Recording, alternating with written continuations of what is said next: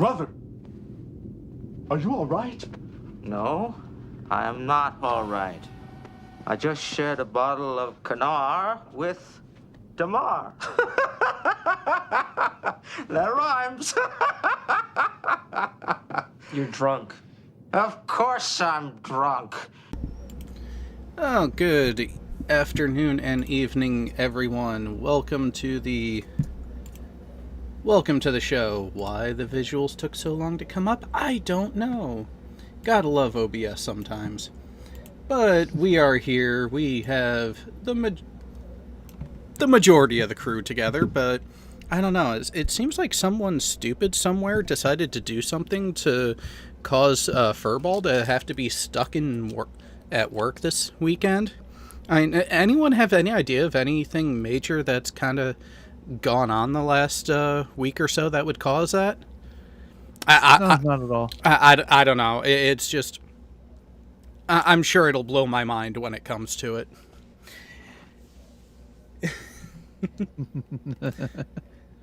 So, we are here to have some fun and actually engage in the nerdiness, which, for those in the viewing audience, if you're not paying attention to the Discord server, you guys missed out earlier today. Yeah, that was a nice breach of copyright there. Was it, though? I do not know, actually. You were watching it for private use, weren't you? It was a group viewing, and we were providing commentary and being ourselves watching it. Were you recording it? No. Making a shit ton of jokes about Jared. Well, that goes without saying.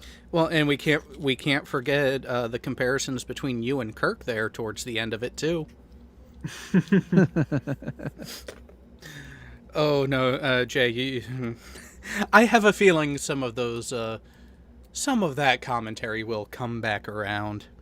Should we just get them out of the way first? Nah, we'll keep people in suspense. Sounds like at least give me a chance to record it so that way I can add to the soundboard. Gee, it's almost like I had that in mind. But for those who are curious, today in the Discord server, before doing the final prep stuff for this stream, since I was doing my last viewing of Star Trek IV before we did this show, I figured, you know what, screw it. Since I'm watching it on the computer from my DVD, why not share it with anyone who wanted to join me in a voice chat on the Discord server? So that's what we did, and that's going to become a regular thing. This reminds me, Jared, you need to show me how that works, because we still need to rewatch that movie that I tried to present on Discord to you guys. You know the one I'm talking about. Okay, yeah. Actually, if you're awake and we have time after this, I'll show you the setup that I had to do to make it work. Well, not necessarily today, because when we are finished, it will be after midnight for me, but maybe tomorrow before we hang out. That works too. And, Dora, I will admit I came up with the idea literally as I was going to watch it. And the way I announced it was I actually did an @everyone in the Discord server to see who was around and paying attention and would be involved in it. And there was enough of people who actually responded and actually sat there and enjoyed the time with us that it's going to be actually scheduled out, and people are going to be made aware of it prior to. So when we're doing the movie reviews going forward, either the Wednesday or Thursday prior to the show, prior to Kanar with Damar, I will be showing said movie or episode or whatever we're reviewing that week in the Discord server in Quark's Bar. So, with that, we can actually just get into the fun of this, and that's where... Oh, shut it, dog. And we're actually going to go ahead and get set up here to... Let's do it this way. And, of course, it's not going to do it that way. Of course, because why would it allow me to share an image with via the picture viewer in Windows to capture that as a separate application in Windows? It's almost like there is something that needs to be fixed.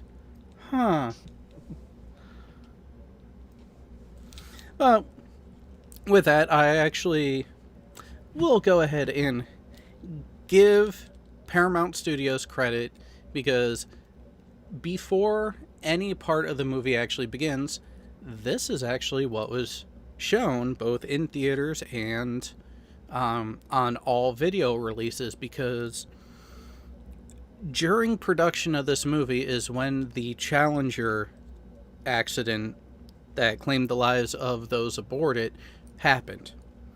And with Star Trek being such a prevalent part of the lives of people in the technology fields that directly led to the development of the space shuttle and people who were supportive of the program, for them to not have a nod in this manner would have been questionable at best.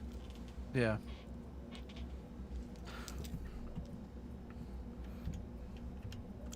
Come on. What? There we go.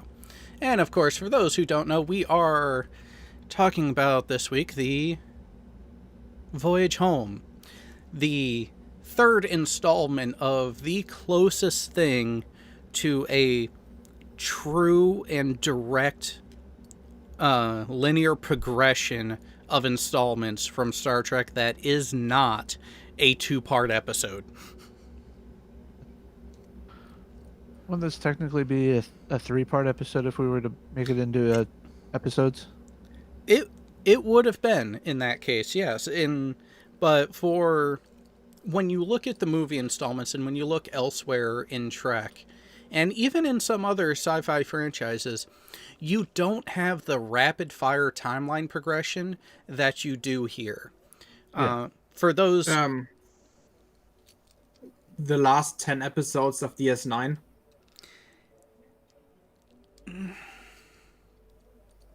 The last couple, yeah, you get to it, but I'm keeping it into up to this point in when the media was actually put out, and even for a short bit after, because there are things that try to do that try to do an episodic nature that is directly connected and feeding from one into the other, but it is a difficult thing to get right, especially with the history that Star Trek has with shall we call it questionable internal consistency? Questionable is very generous of you. Yeah, we're gonna point some things out there in this one. I can't imagine why we would need to. It makes for an interesting, just a slightly interesting motif when you start to look at what actually is and isn't on screen, considering what has actually been already established in a strict, hey, wait a minute, that's not what it looked like kind of sense. So, without further ado, let's get into it, where we're actually talking about one of the most questionable designs of a probe. You're talking about the giant space stick. Space phallus, or honestly, there are views where it doesn't look like a phallus. It looks like another excrement from biological waste, shall we say. Maybe it's the Borg Queen's favorite toy. Well, she does think in more than simple 3 dimensions, so you never know. And, of course, this wonderful probe is picked up by essentially what would be a picket ship at this point when you think about it. Territorial patrol. And for some reason, if it's not the Enterprise, if it's not the hero ship of the movie, they actually get the lighting kind of right for how a ship would be operating depending on its deemed time of day. Well, Jay, on the submarine, how much did they play with the lighting to mimic closer to a regular circadian rhythm? Not very, to be honest. Because we were 18-hour days, just 6 on watch, 6 doing other tasks, and then 6 in the rack. So the only place that was truly dark would be your rack and the bunk room, except for field day. Then the lights are on, and good luck. But as far as like if we were gonna go to periscope depth at night, we had a routine to rig for red, so low to light. get the photoreceptors, low light and all that. So, but this is pretty close to that initial step before going to red, where it's like a low light ambience. Yeah, kind of got to get the mood lighting going. And of course, I go around and see, oh, they do have some lights on. They are actually trying to figure out what's going on. And hey, you know what? I never noticed that they actually used an Elfrosian captain here. I think that might actually be the first time that species is shown. I believe so, although not a captain, he was a helmsman. Yeah, whatever. My bad. And of course, we get a wonderful shot of what the sensor data is reporting for at least physical orientation and dimensions of the probe, of unknown origin, of an unknown transmission signal, and just the overall, what the fuck is that kind of thing? And then, of course, cut to what actually does remain consistent for a while of what Starfleet Command actually externally looks like in San Francisco. And I'm actually willing to bet that take out the shuttle pod here in the foreground, it would not surprise me if they actually ended up reusing this shot for a couple of the scenes in TNG that followed shortly hereafter, where they actually were at Earth and went down to Starfleet Command. It's amazing what a parasite will cause the Trekverse to do. Oh, you mean the one where the worm thingies infiltrated Starfleet headquarters? The first time I actually saw that scene with the alien blowing up, I just burst into laughter. That was surprisingly funny.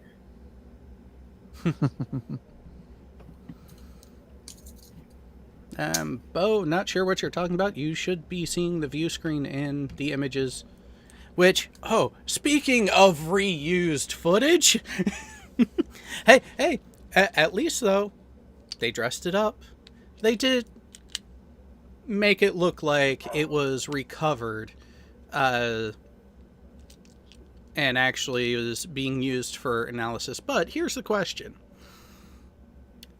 What language is that at the bottom of it? That would be Klingon. Huh. Now, at this point in the movie, we are getting a voiceover of actually what was taking place, what was recorded there, until the Klingon ambassador speaks up and says to hold the image a little bit later. Now, we all know, those who have seen the movie at this point, the Klingon ship in question is currently on Vulcan in the hands of Kirk, his bridge crew, and the Vulcans who are helping them on actually thereafter the revival of Spock and the reintegration of his Katra.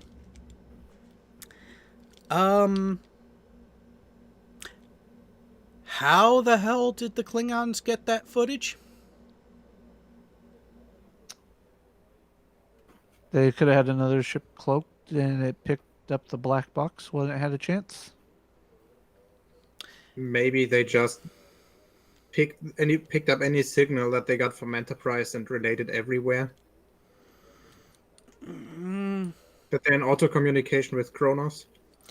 Yeah, but at the same time, in Star Trek 3, did we really get the sense that the Klingon commander was actually in communication with the Klingon High Council at that time? Oh, no, he wasn't. Definitely not. That was not government-sponsored. And, you know, Harry M., yeah, it was going right there, too. How did the Klingons get this footage? Because it would be one thing if the Federation had their version of the flight recorder from the wreckage, if that was even possible at that point, due to what actually happened to the remains of the Enterprise after the self-destruct went off. But I'm not really buying that you're going to get much from that carcass at this point. Well, that's the one thing. And second of all, this thing crashed on Genesis. Yep. So, at best, after that, I guess everything would be destroyed. Yeah, and then, of course, we begin to get the exposition where the Klingon ambassador decides to pin it all on Kirk, including going so far as to say that he test detonated the Genesis device. See, even the Federation president here can smell the bullshit from there. Was it? Why do you think he's standing above him? I'm pretty sure that's not bullshit he's smelling. The Klingons always smell like that.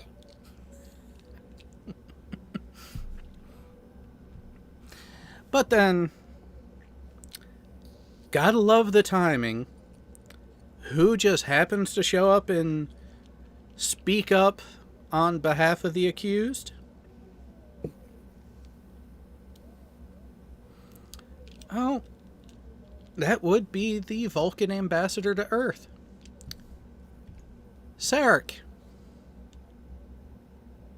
Now, at this point, the way that Sarek addresses his Klingon counterpart, I find as rather masterful.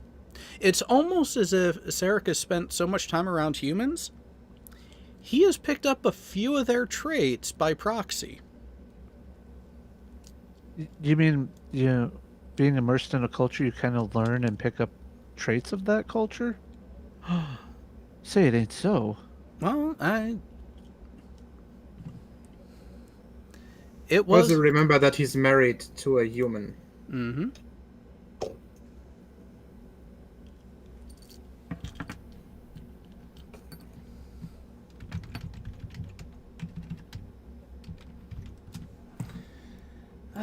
And actually, even though I shudder at having to make this reference,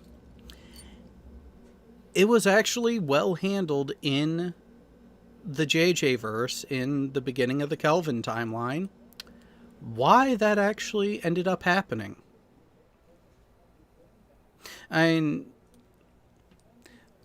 While some people might say that Sarek logically concluded that it would be his duty to fully immerse himself in the culture that he was the ambassador towards, he also did acknowledge that he does care for Amanda. And that was also established in the Journey to Babel in TOS. Amongst other interactions that are shown between the two characters. So, wait a minute. Did we just find something that is actually consistent throughout Trek? You mean JJ actually knew Trek before he made the Kelvin timeline? Huh.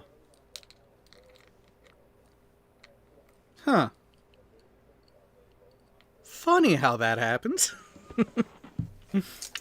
But amongst this interaction, there's a particular moment that I don't know if they were just incapable or if the attempts at the back and forth dialogue between these two actually was able to happen without it verging on breaking out in song.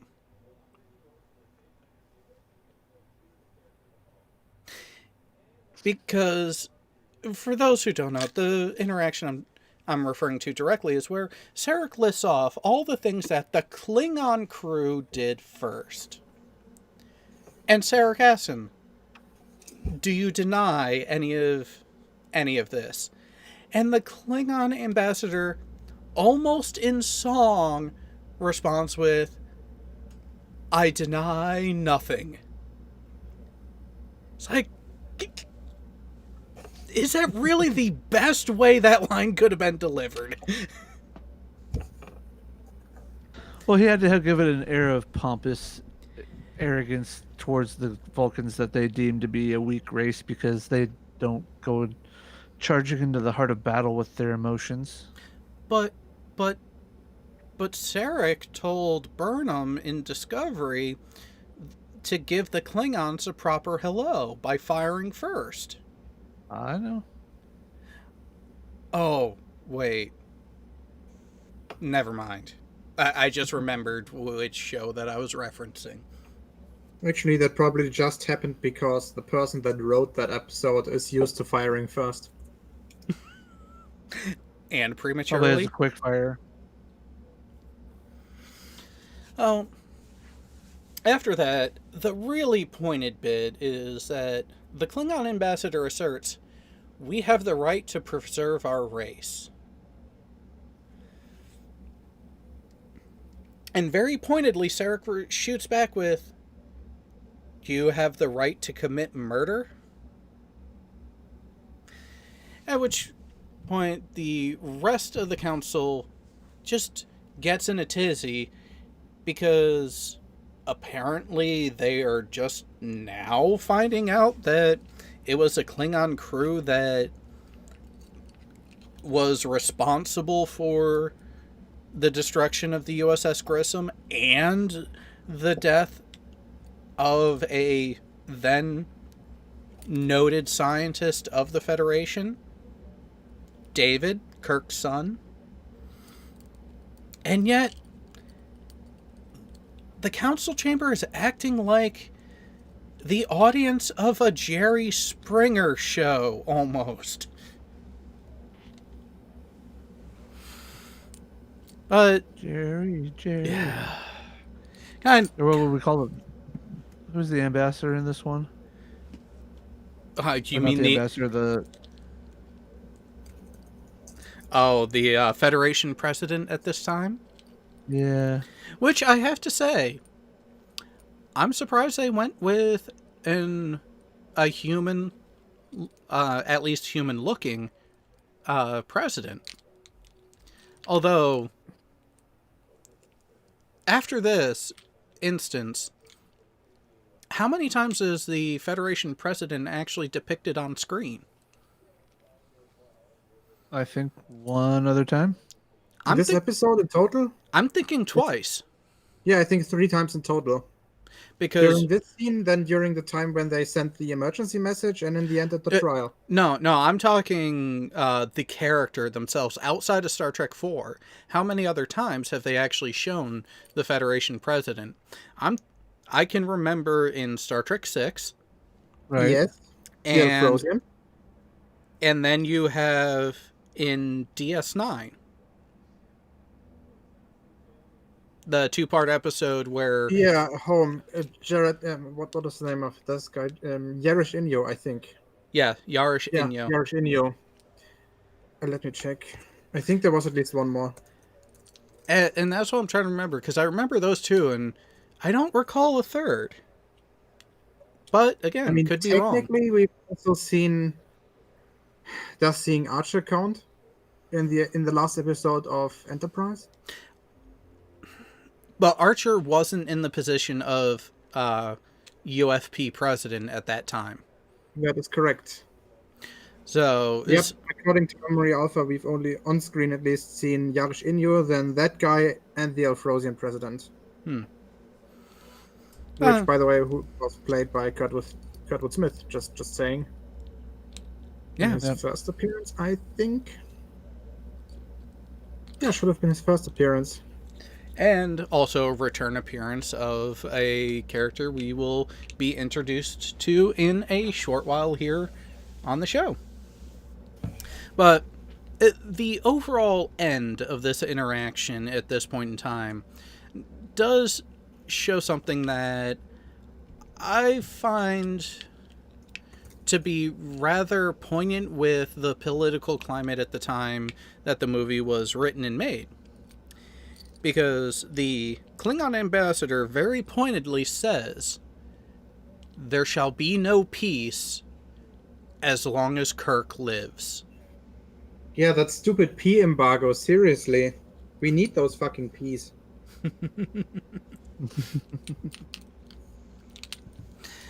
But then after that, we cut back to the reminder of what had ended the prior movie by showing the altar on the mountain that was the site of the refusion of Spock.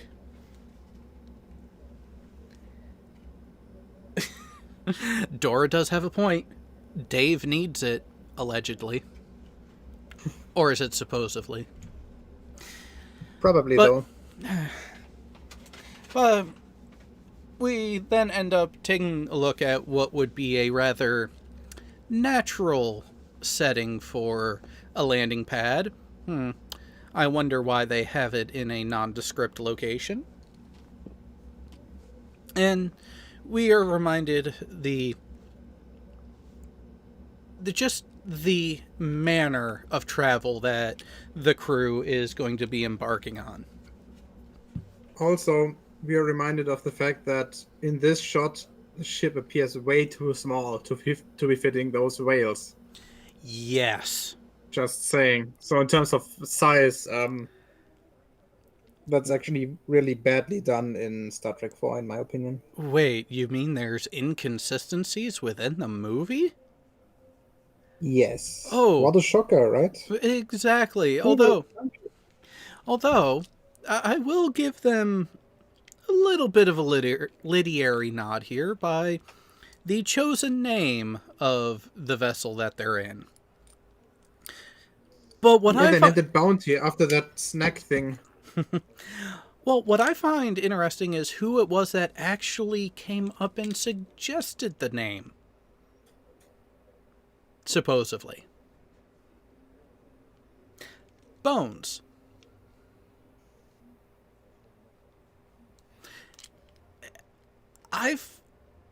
Don't peg Bones as the type to come up with that sort of name for the ship.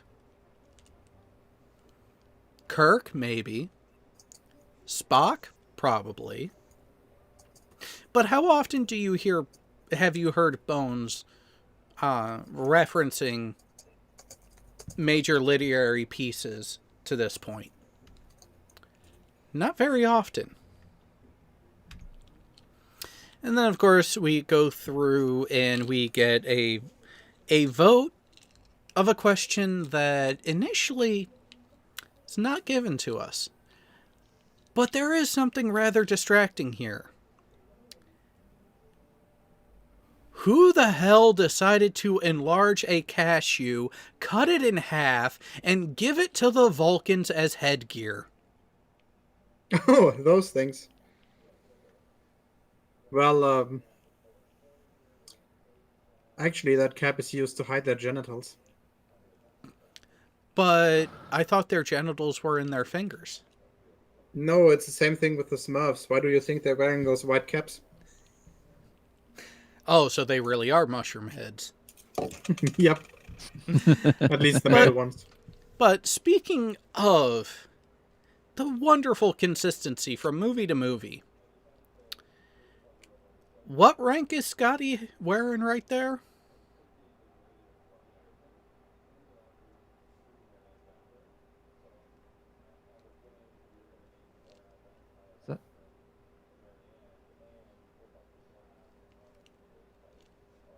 Oh, come on. Did Geo mute himself? Or just disappear completely? Oops. Oh, there How we did go. that happen? I don't know, actually, Jared. That is... Those insignias have always I was been going to say Lieutenant Commander. Nope. unidentifiable. Nope. Lieutenant Commander... so... Pay attention to the center of the device, and you'll see that Captain has 3 bars in there. So what's the rank right below Captain? Commander. Hold on, just a minute. Commander has the 2 bars. Lieutenant Commander has the same trapezoid with a single bar in it. And then you get to the Lieutenant, Commander. Lieutenant JG, and Ensign, which are all individually different shapes. So, Commander. Yeah. What rank was he wearing as of departing space dock in Star Trek 3? Well, he should have been wearing Captain, right? Yeah. Because keep in mind, when they returned to space dock in Star Trek 3, he was promoted to Captain and transferred to the Excelsior.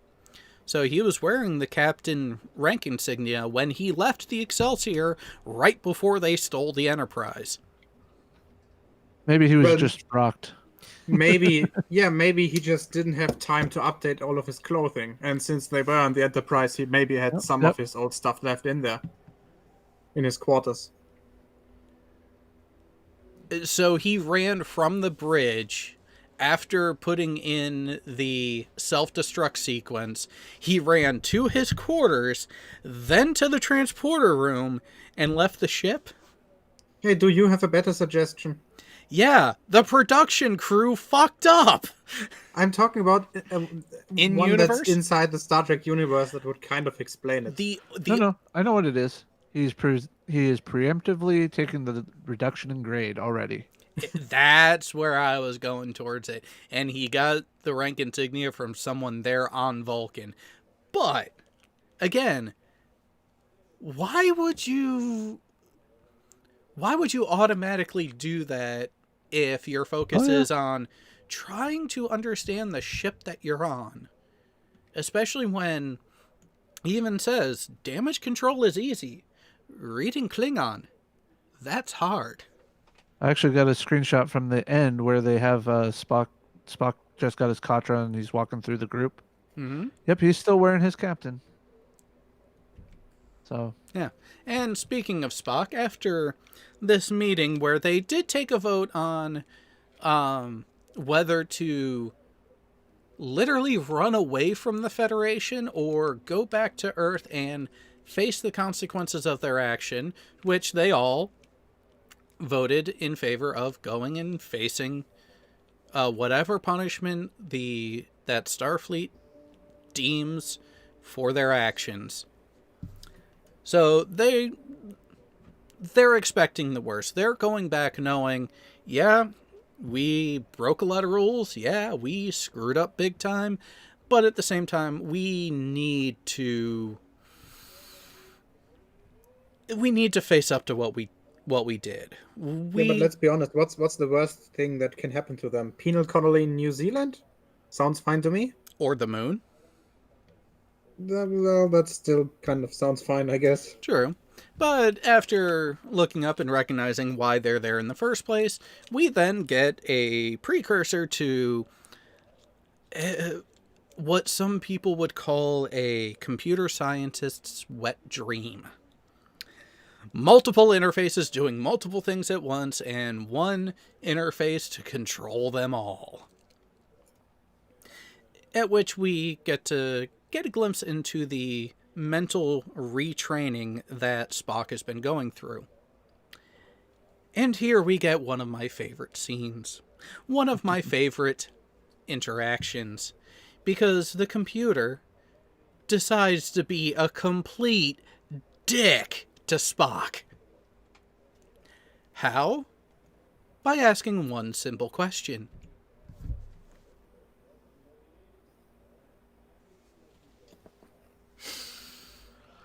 Well, I'm still recovering from what was that? Thursday night, something like that. Yeah, Thursday night. Yeah, Thursday. What about you, Gail? How do you feel? Yes.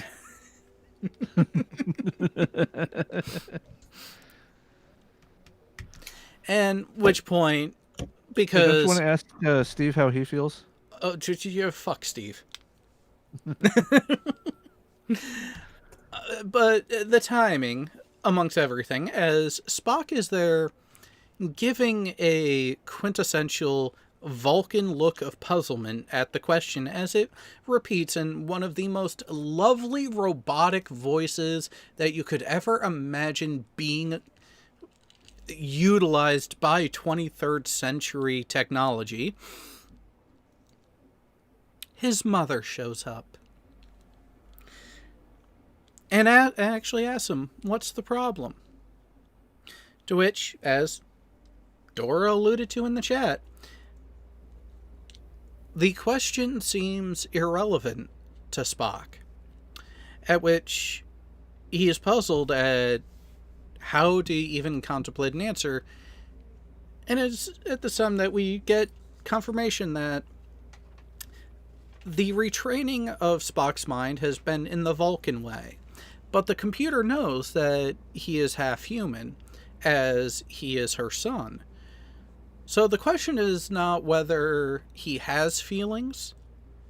The question is, does he recognize how to appropriately cope with them and utilize them, and even acknowledge that they are there? There's a possibility there that you're not seeing. Hmm. That the computer system is so fucking ancient that it was built before Surak's days. There is that potential as well. I mean, they're still in the monastery or something, right? It's never quite shown where exactly they are. But they probably are not far off from one of those sites. At which time, during this, his mother asks him a question. Do the needs of the many outweigh the needs of the one? And does anyone recall what Spock's response was?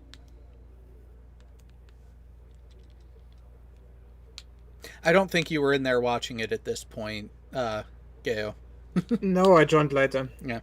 So, If I remember correctly, because I was falling asleep when this part came on last night.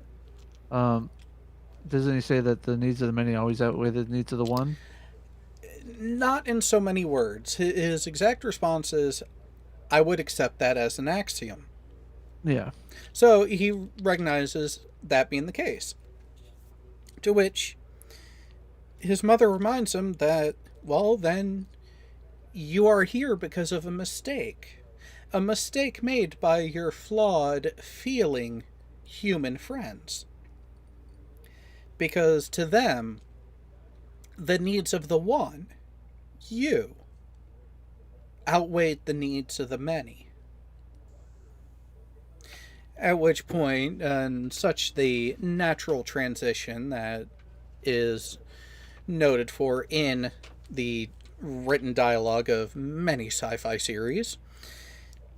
It is at that point that Spock acknowledges that, well, that is why I must go with him. To which his mother asks, why? Why do you have to go with them back to Earth? Is it because they are your friends? Well, no. Because I was there. How reliable do we believe his memory to actually be of those events at this time?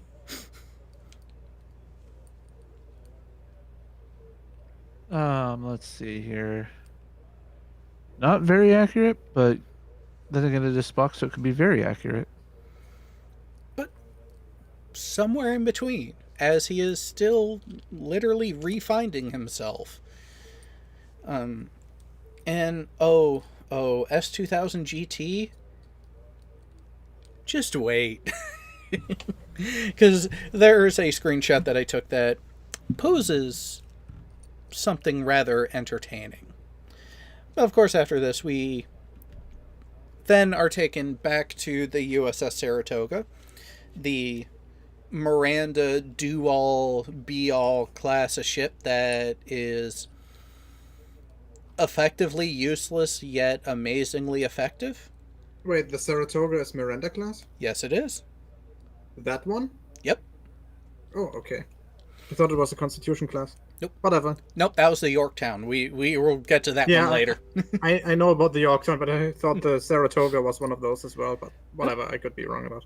Nope, as we get back here, being they're now in closer proximity to the probe, getting more sensor data, and then they start experiencing a power drain. A power drain, and oddly, the camera starts to list. But thank freaking God they're not having the crew on the bridge respond accordingly to that.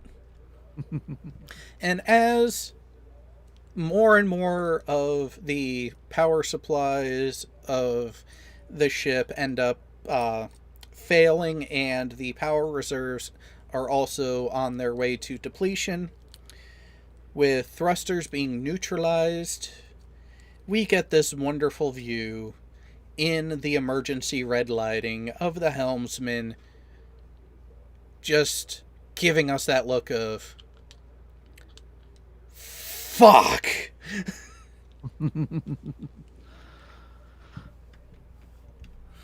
That's not a look of fuck. That's a look of oh no, not again. What do you mean again? And see, right there, Miranda. Yep, obviously.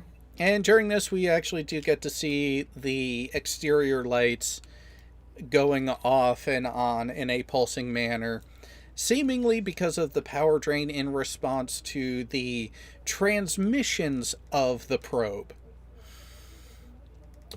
I'm sorry, but who the hell is going to program their probe to transmit like this the entire fucking journey to its destination? Let's see, Wales.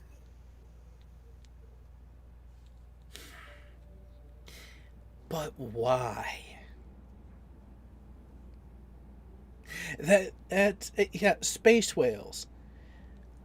Why? Oh, I know why.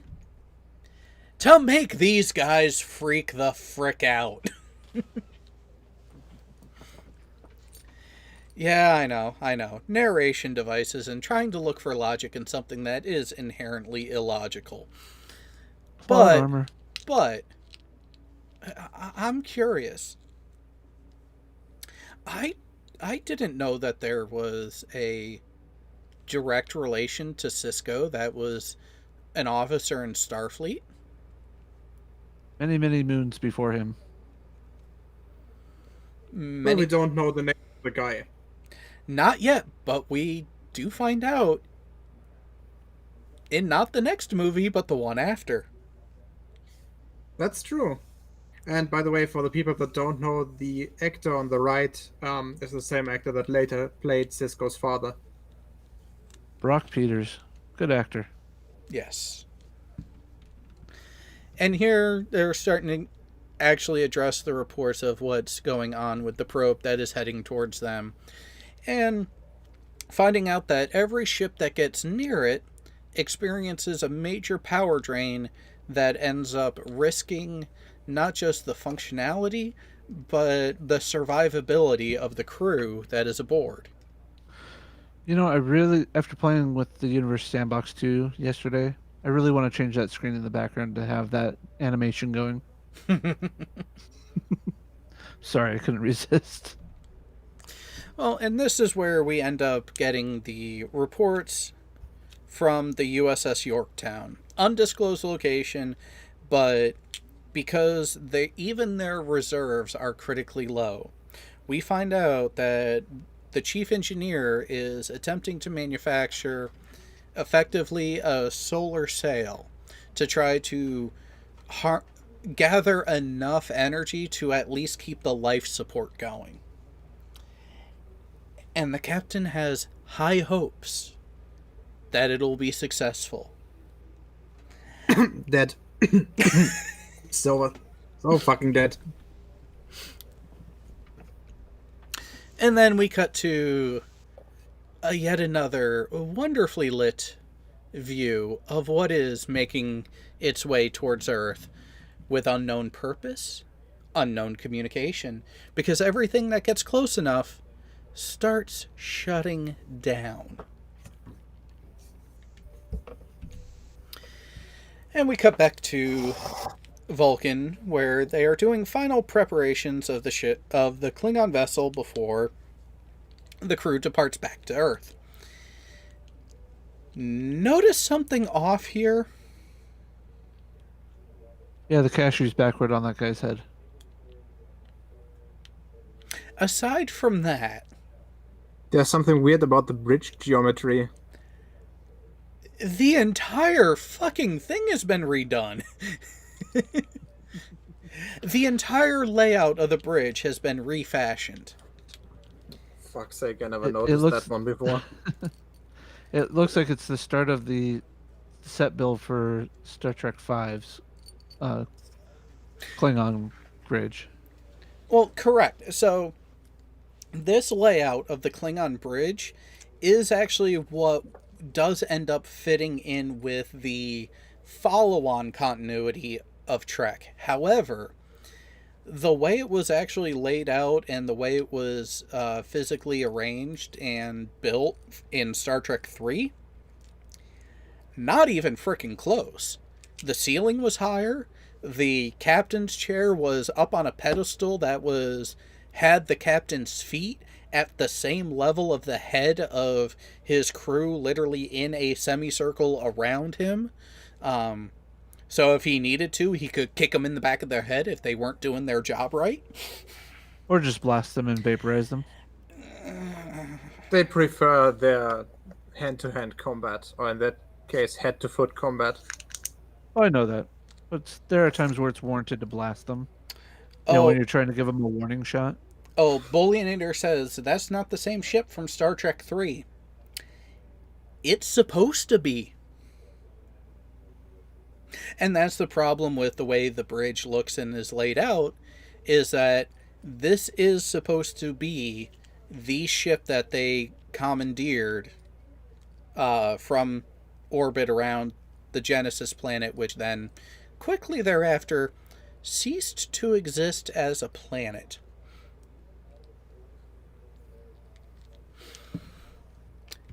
And in this, we actually get a wonderful dose of toilet humor from Kirk. Because he gets From Kirk. Oh, yeah. Because he is communicating with Scotty to get a status report of what how everything's doing, how close they are for a departure. To which Scotty says, no, we're about ready to go. And Captain, I've got some good news. I've replaced the Klingon food packs. They were giving me a sour stomach. And Kirk replies with, oh, that's what it was. Well, I would say that the toilet humor here is coming from Scotty's side. At least the starting of Oh, it. Scotty opened the door, but Kirk was the one who said it. Now, here's another thing. At this point, from what has been later established, what Klingon food packs is he talking about? I don't know. Because I thought they liked their food, freshly Alive. killed. Yeah, they preferred freshly killed or still alive food, so... Scotty, I think you were eating the spoiled food, at least spoiled by Klingon standards.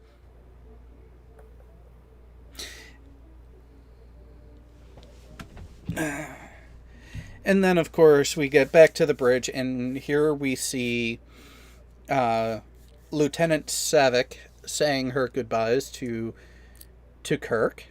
And holy shit, they didn't recast the actress again. You know that look that she's making basically says it all. Goodbye, Captain, but I, as an actress, do not want to be captured in that franchise forever. Well, and some might say that this was an awkward and odd interaction. And partly because they've seemingly been on Vulcan for anywhere from a couple weeks to a couple months, depending on the beta canon source material you go with. And in all that time, Savick waits for this moment to tell Kirk about the character of his son and when and how he died. She just didn't want to piss him off, that's all. Not while he was going to be there brooding on Vulcan and disturbing their quaint logic and everything. Yeah, and Interesting. Yeah. Robin Curtis was in Herman's head. Well, don't we all live in Herman's head? Pretty Oh, much. wait, no. Different theorem. But then, after that wonderful moment, Spock comes aboard, and seemingly to say his goodbyes. However, that's not how it works. And we end up getting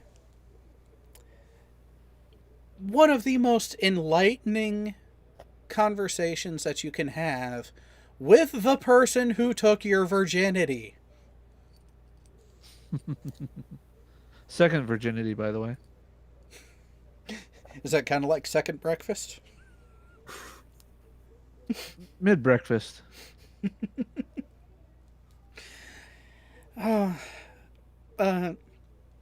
And keeping in typical Vulcan decorum, that's a private matter. Nothing was spoken of it. But after that, Kirk has no problem letting Spock return to his normal duties as science officer, treating it almost as if it was just as easy as riding a bicycle. Granted, he is a Vulcan. Vulcans do have a certain prestige, one that some could argue to say that Kirk is borderline racist about, because even think back to Star Trek the Motion Picture. What was Kirk's requirement for a science officer? Preferably a Vulcan. Almost exclusively a Vulcan. Fucking racist. And from that, Bones rightfully, as a physician, asks, "Are you sure you want him to just go back to duty like that? It's not like he has all his marbles." So does that mean that Bones held a little back?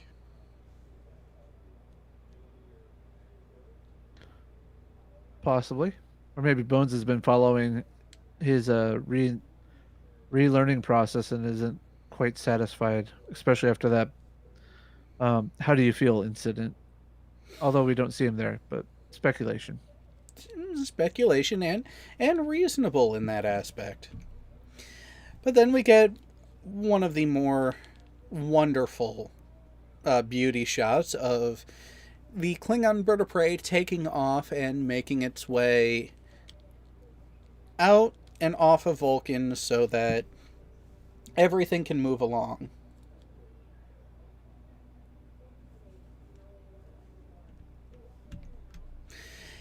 At which we cut to, yet again, the probe heading towards what appears to be Earth space dock. Because at this point, that is the only location that has been shown to have a facility of this make. But here's a question. You know this probe is coming.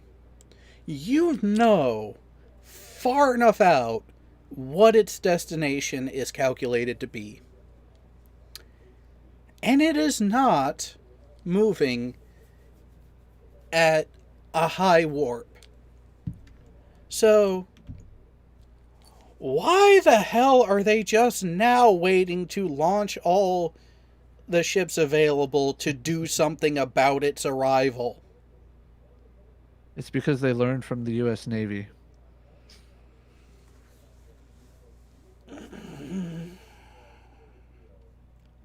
You would think after December 7th that they would know better.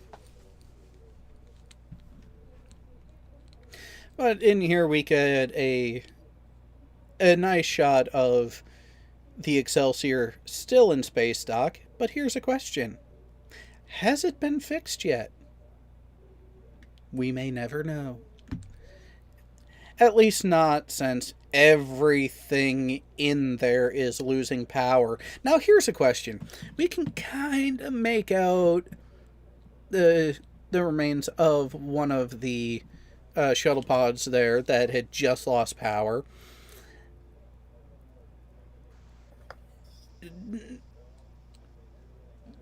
What is actually going to happen with the power loss?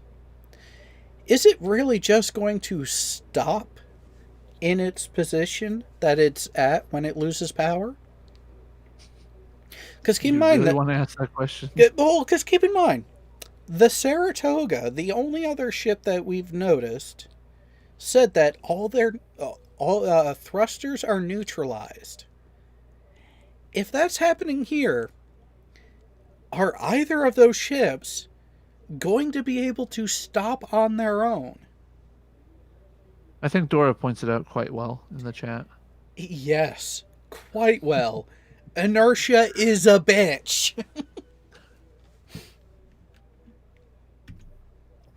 And then we cut back to outside with actually showing the beginnings of the wonderful curvature of the Earth. I will say this, though. It's kind of large for the actual atmosphere. It's almost like it's a faked artist rendition of it and is not entirely accurate. Imagine that. And then we are taken down towards the nondescript ocean surface of what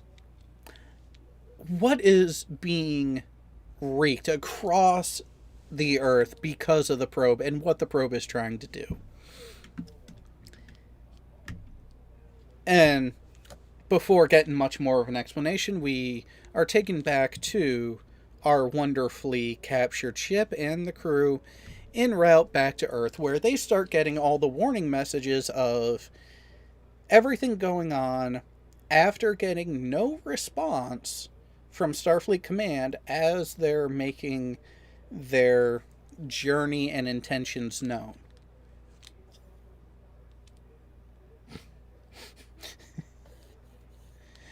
Oh, TD Lane, just be careful about what you actually invite into this discussion. If you say it 2 more times, you might show up. Oh, please don't. And as Kirk and Uhura are trying to figure things out and listen in, Bones goes over and we get the first real on-screen interaction between the two since what ended the prior movie. To which Bones innocuously asks, "Are you busy?" And in Spock fashion, Uhura is busy. I am monitoring. Sorry, what's the difference here? Is Spock admitting to be a skater? Pretty much. Wow, I thought only the junior enlisted were that adept at it. Where do you think we all learned it from? Fair point.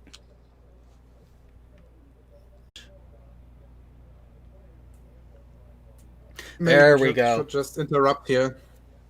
If it's a very long one, I won't be able to stay all the way to the end anyway. Yeah. Looks like we're coming back up now. Nope. It dropped back out, and now we're getting the back and forth Circle. bullshit.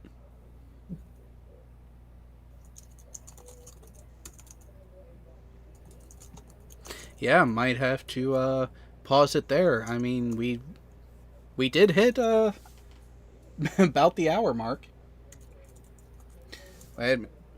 Yep. I think it may be back now. Because now it... Yep. Nope.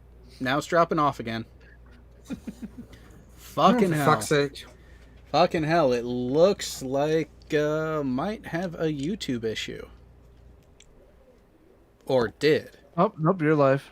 No, we're back live now. But I'm keeping an eye on the OBS output to see if Well, I'm hearing us on the stream.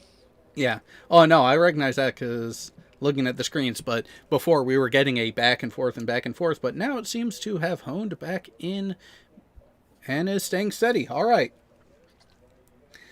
Hey, I didn't touch anything that time. So you can't blame me. I'm pretty sure your wife was says that something name. similar regularly. You know what it was? It was Furball. He pushed the red button. Oh, but which one? He has so many red buttons on that phone. No kidding. I'm going to go with the NSA one because I keep tempting him to press that one. All right. So, as we can see, after getting this wonderfulness, now we're going to have some fun. We're actually going to go ahead and do more of this live and see what actually is taking place in Starfleet Command as the planet is literally getting bent over and railed by the big black probe. Giggity. And yes, I am running it at a faster speed so we can actually get through some of this. So we have... What happened? Did the Earth accidentally drop the soap? It must have done something. So, as we're going through, we actually get notification that the president of the UFP has decided to put the entire world under a blanket red alert, barred transport to and from, and that Sarek is stuck there. At which point, this message here goes out that the crew of the former Enterprise pick up. Get in the circle. There it goes. Where they are getting the message that Earth is being quarantined. Save yourselves. Stay away from Earth. Because of the probe of an unknown origin is literally attacking the oceans and devastating the planet. At which point, Kirk starts to get an idea. And at first he wants to hear what the probe is actually transmitting. To which Uhura has the recording and is able to play it. And then he remembers that crucial bit. It's attacking Earth's oceans. So he and Spock come together that have an idea of what may actually be targeted. And we are jumping to where we actually start to get the adjustment of the audio given where it's actually being targeted towards. Being listened underwater in certain conditions of the ocean as opposed to river, lake, or stream. At which point, no one else recognizes it, but Spock is the one to pick it out. That's because he's all ears. Nice. And with that, he recognizes that it is the species humpback whale, which at this time in their timeline, at this point, is an extinct species that was only on Earth of the past. At which point, we're getting a time travel story arc. Yay! As if there aren't enough of them already. And there haven't been so many in Star Trek until then. How many episodes in TOS? Between 5 and 10. There were a few, and with that, as Starfleet Command is prepping itself, Kirk goes to Scotty and tries to figure out what can be done with the cargo base because they're going to be picking up whales. But at first... Oh, of course. Come on, VLC. Bloody fucking hell. This is going swimmingly, as VLC wants to not respond. But, hey, at least with the color change, now, CBS can eat a dick. But as we're catching up with the movie, the Kirk is able to get the message to warn Starfleet Command what they're actually doing. What their basic plan is to time travel, pick up a example of the humpback whales, and bring them back to the present time to deal with the probe. At which time we end up finding out, well, how fast can a Klingon bird of prey of this vintage actually go? Anyone want to take a guess? Well, just fast enough for the plot to work. Oh, and it's funny you say that because all of the tech manuals say that it has a regular cruising speed of warp 5 with a standard top velocity of warp 8 with an emergency of 9.6. And yet they happen to exceed that right before this wonderfully creepy dream sequence. Although, I will give the movie makers credit for this. They went with some rather interesting mix between practical and visual effects graphics for that dream sequence. But now the question is, where are we? Wait, that looks like Earth. And judging by the atmospheric content, they realize, oh shit, we are back in time.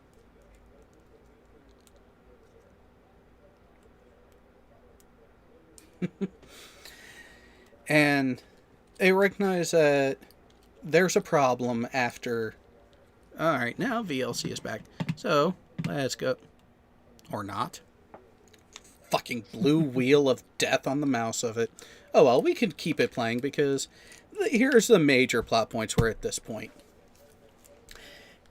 They made it through. They made it back. They have located humpback whales directly ahead of them in the vicinity of San Francisco of the time frame that they're in.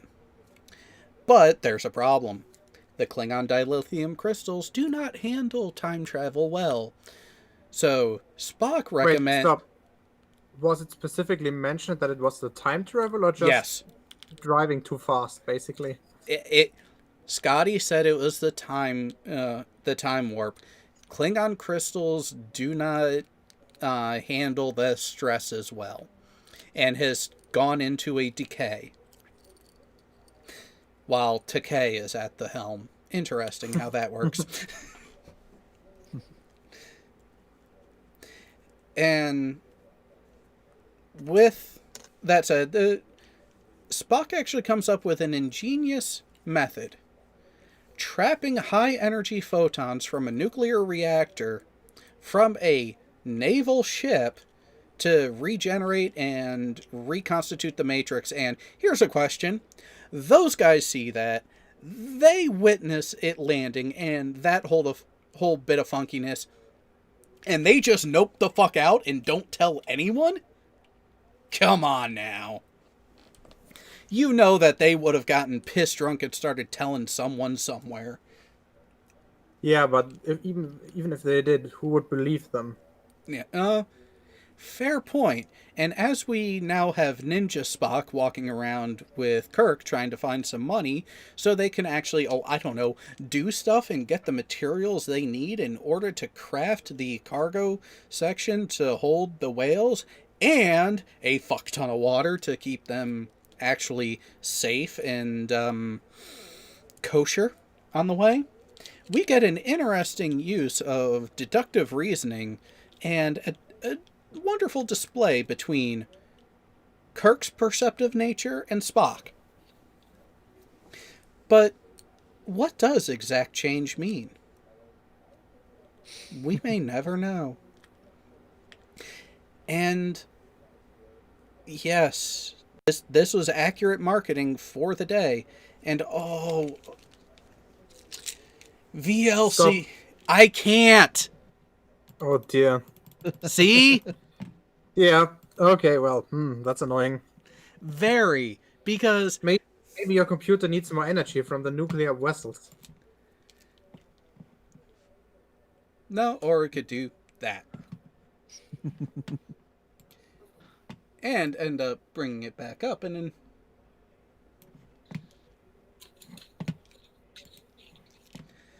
Oh... Yeah, I see what you were alluding to now. Yeah.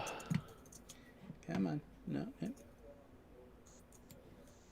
Let's get this back. Gail, if you're gonna type it right, you gotta type it completely appropriately. Nuclear.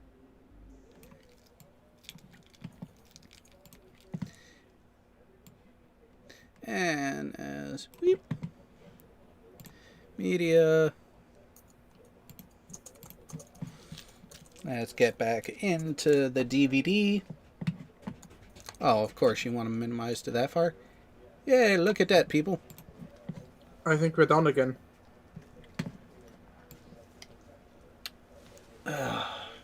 Yep, it's not loading for me, at least on my end. And OBS's. Oh, there we go. Okay. That might have been a problem on my end. Nope. It's back down again. Nope, it's OBS. It's OBS, and it is not because it's being overdriven. Is your computer too slow to handle both OBS and VLC at the same time? No, I've done it before. Because here's the thing.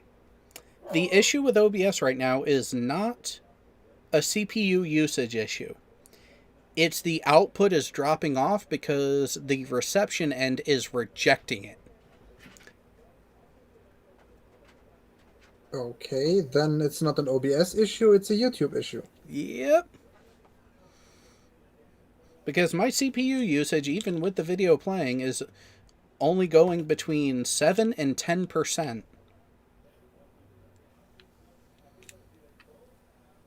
But the question is, why is the accepted transmission dropping from 5,500K down to 0? And you know what? Is somebody in your network maybe using bandwidth? I'm the only one on the network right now. Because I'm the only one at home right now. I like LRJ88's response to me. Oh, well, There have been some really weird computer bugs in the last few weeks, all regarding videos. I noticed that when I watch a YouTube video with my main computer Mm-hmm. and I open the second one, I always get massive frame drops unless I switch off hardware rendering in the Chrome flags. So all the rendering that is done of the videos on my, well, not rendering, decoding, sorry. All the video decoding on my system is currently done by the CPU, even though it's super inefficient, but whatever. You know, and here's the interesting thing. With us just sitting here talking with nothing moving on screen, it's bouncing all over the place. So we may end up having to put a pin in this one and pick up at this moment afterwards. So we're just gonna stop it here? It's looking that way because I'm not liking how it'll be fine and then just completely drop off. And Jed Cleaver actually might have a good idea of what actually was going on. Take your I had computer to and throw it approve out the that. window? No. And No. Hovind got... What? Gotta blame the Hovind. Wait, did you talk to the Hovind? Oh! Yeah, he was moderating him, Hovind and Kat's debate yesterday. Oh, shit, I didn't even see that yet.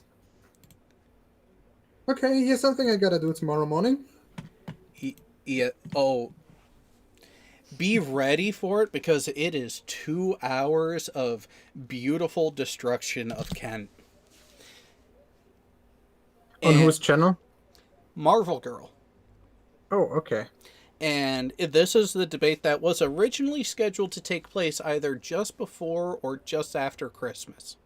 Oh, you mean the one where Hovind pulled out, like he should have done before? About 25 years ago? Yeah. No, that was more than 25 years. No, The guy is 35, maybe, Hovind Jr. wait, Eric is... oh, no. I'm 26, and this guy's at least a decade older than I am. Oh, no. But, yeah, that we, Let's just say that Cats stuck to specific points. The presentation that Conspiracy Cats put together for his talking points for the debate was communicated to Kent Hovind's troop. It was given to his support team, so Kent was available and knew the potential topics that were going to be brought to him. Hovind Senior could have done it instead. Yeah, well, Probably would have been more intelligent too. probably would have been a far better choice. And here's the thing, Gail. Have you ever heard Hovind actually admit to not knowing something? Like directly response, I don't know. Let me think. Not that I'm aware of at the moment, no. Oh, you're about to hear some of the stuff that he admits to not knowing. And there's one particular line that I actually got to tell Kent a couple of times that you guys can tell me. Is it on par with what Sean Hufford said to Jarenism during the debate between Jaren and Red's Rhetoric? Jay, did you go back and watch that debate yet? Oh, what the With Cats? Cats? Yeah. I was watching it. I just wasn't like paying attention, but I do know he did get him to admit to not knowing A number of things. But even before that, there was 2 occasions where I had to say, Kent, no grandstanding. And it just, some people may not have caught it, but keep an eye out towards the end of the debate as we're wrapping it up, because right before the outro starts to play, you can see the layout from the Google Meets change. The reason why that changed is because before we were even off air, Kent ran away. He could not get out of there fast enough. Nice. You know what? I'm actually gonna watch some of it right now as soon as we stop this hangout. Yeah, go ahead But I won't make the entire thing because it's 30 minutes before midnight over here. Yeah, and with that, I'm going to go ahead and grab the sledgehammer, do a physical reboot of everything that I need to, and then I'm going to end up having dinner, and we will discuss when to pick up the rest of Star Trek 4 on this. I guess we should schedule the next hangout for actually next Saturday. Which because is... Star Trek Picard will premiere on Friday. Oh boy. You know what? Let's do just that. So, for those of you, we are going to go off schedule a bit, and instead of waiting 2 weeks to pick up these topics, we are going to end up seeing you right here at the same time. But we're going to see you next week. And before we leave, I just want to announce that tomorrow at 20 UTC on my channel, I will do a hangout about something stupid that Multi-Tom-Tom recently said. And Multi-Tom-Tom might actually join. He just sent me a message. Oh. Because it's his nonsense. He, in my opinion, he of course has the right to join. And you're doing this tomorrow evening? Yes, tomorrow 20 UTC. Maybe a little bit earlier. That depends on when Rhetoric and Discourse's hangout is over. Oh, this will be wonderfully entertaining. So until then, we will see you all. And if you are so inclined and want to commiserate and hear some other things that are going on, feel free to jump in the Discord. I will be in there at various points the rest of this weekend, because there is some work afoot. There are some adjustments being made. We have additions and corrections and cleaning up taking place. So, come, let your voices be heard. And until then, until next week. I won't be there, by the way. We don't need you anyways. We'll get Furball instead. I don't care what he says. Just tell him to bring the MacBook to work. Well, and with that, we will catch you all next time. Later. Live long and prosper.